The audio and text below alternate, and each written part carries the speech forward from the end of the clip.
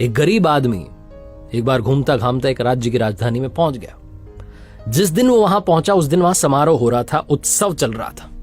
उसने पूछा लोगों से कि भाई यहाँ क्या चल रहा है, तो एक ने बताया कि यहाँ पर हस्ती पटबंधन समारोह चल रहा है। इसने पूछा भाई क्या होता है इसमें, तो इसे बताया गया कि यहाँ पर क्या होगा, अभी थोड़ी देर में शाही हाथी आएगा और इस रास्ते से गुजरेगा, उसकी सूंड में एक माला होगी, उसने वो माला जिस व्यक्ति को पहना दी उसे इस राज्य का राजा अगले 5 साल के लिए बना दिया जाएगा। जहां इस व्यक्ति ने ये बात सुनी, गरीब आदमी ने, उसने कहा अपन भी खड़े हो जाते हैं लाइन में, क्या पता अपनी किस्मत चमक जाए और शायद आज मेरा दिन है कि मैं घूमते घामते यहां पहुंच गया हूं। ये भी खड़ा हो गया लाइन में। जैसे ही वो हाथी आया, शायद उस दिन प्रभु को यही मंजूर था, यही कृपा थी, वो हाथी आया, उसकी सूंड में माला थी, उसने वो माला इस गरीब आदमी को पहना दी और जैसे इसके गले में माला डली, लोग जयकारे लगाने लगे कि क्या बात है, मैं अपना अगला राजा मिल चुका है। राजपुरोहित ने से बुलाया, इसका तिलक किया और कहा अब आप सुन लीजिए शर्तें। तो इसने सोचा शर्तें भी है, तो इसने कहा बताइए क्या बात है। तो राजपुरोहित ने कहा कि आपको अगले 5 साल के लिए इस राज्य का राजा बनाया जा रहा है, लेकिन 5 साल के बाद आपको ये राज्य छोड़ के जाना पड़ेगा, ये राजधानी छोड़ के जानी पड़ेगी।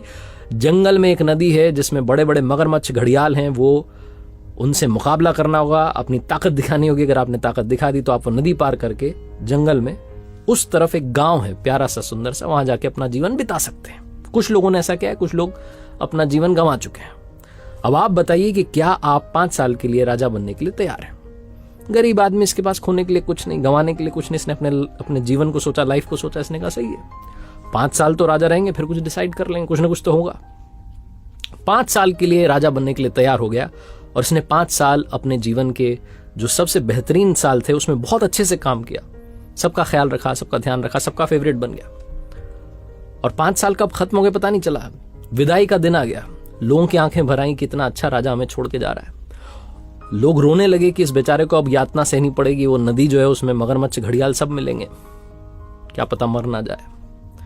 ढोल नगाड़ों के साथ में विदाई हुई, जंगल में पहुंचे, उस नदी के इस किनारे पर इसकी विदाई के लिए लोग तैयार थे। लेकिन जैसे ही इसने प्रणाम किया सबको कि धन्यवाद, बहुत अच्छा रहा, चलने लगा, तो लोग चौंक गए।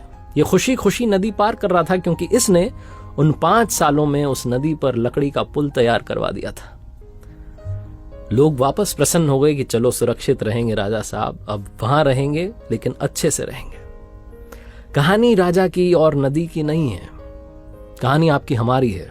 हमें भी एक लिमिटेड पीरियड मिला है जिसमें हम इस मनुष्य रूप में आए हैं, लेकिन अब हम पर डिपेंड करता है कि क्या हम जब यहां से जा रहे होंगे तो क्या हम इस भवसागर को पार करने के लिए वो पुल तैयार करते हैं, अच्छे कामों से, दुआओं से, प्रार्थनाओं से, मेडिटेशन से, कि जब हम ये दुनिया छोड़कर जा रहे हों तो हमें यातनाएं ना सहनी पड़े, हमें ऐसी जगह ना जाना पड़े जिसे नरक कहते हैं। हम कुछ अच्छा करें और भवसागर पार करके पहुंच जाएं वहां जो दूसरा लोक है।